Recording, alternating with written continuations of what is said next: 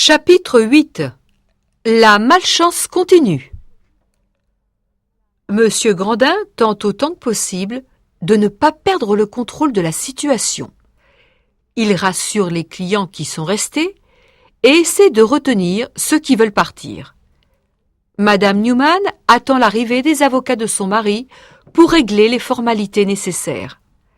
Elle reste enfermée dans son appartement et quand Caroline et Sarah vont faire sa chambre, elle la trouve à chaque fois en train de pleurer devant la photo de son mari défunt. « Pour moi, elle joue la comédie, » dit Sarah. « Elle n'a pas l'air sincère. » Henri se trouve dans une situation embarrassante. À cause de la scène de l'autre jour, tout le monde l'évite et plus personne ne lui adresse la parole. Quelqu'un le soupçonne même d'être l'auteur de ces crimes. L'ambiance de l'hôtel est maintenant tendue. Pour compliquer les choses, un autre client de l'hôtel meurt.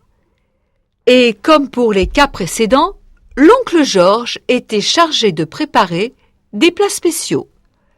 La tension arrive à son comble, car cette fois, la victime est assez jeune. Le médecin commence à avoir des soupçons et décide d'avertir la police. Le scandale éclate et la même question est sur toutes les lèvres. Qui est l'assassin du Grand Hôtel ? La situation devient vraiment tragique quand l'autopsie révèle que les 3 victimes ont été empoisonnées. Le suspect numéro 1 est Monsieur Henri. Qui d'autre peut avoir intérêt à empoisonner ces 3 personnes ? Le mobile est simple et évident.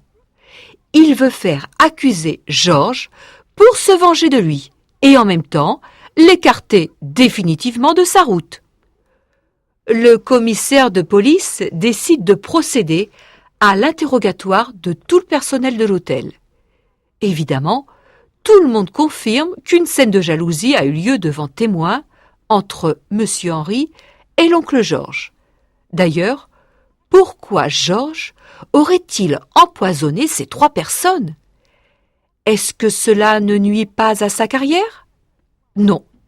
Décidément, le seul à avoir un mobile sérieux, c'est Monsieur Henri, pense le commissaire. Monsieur Henri doit rester. Tous les autres peuvent s'en aller, dit-il d'un ton décisif. Après un interrogatoire de courte durée, Henri, l'air abattu, raccompagne le commissaire jusqu'à la porte. « Je vous assure que ce n'est pas moi. Je suis innocent.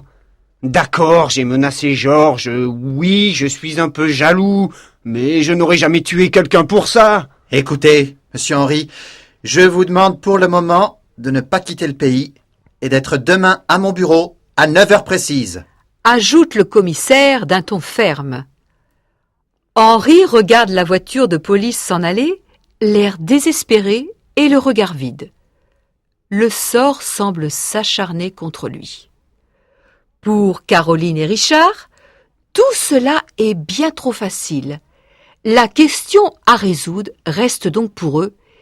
Qui pouvait avoir intérêt à assassiner ces 3 personnes ? Dans quel but ?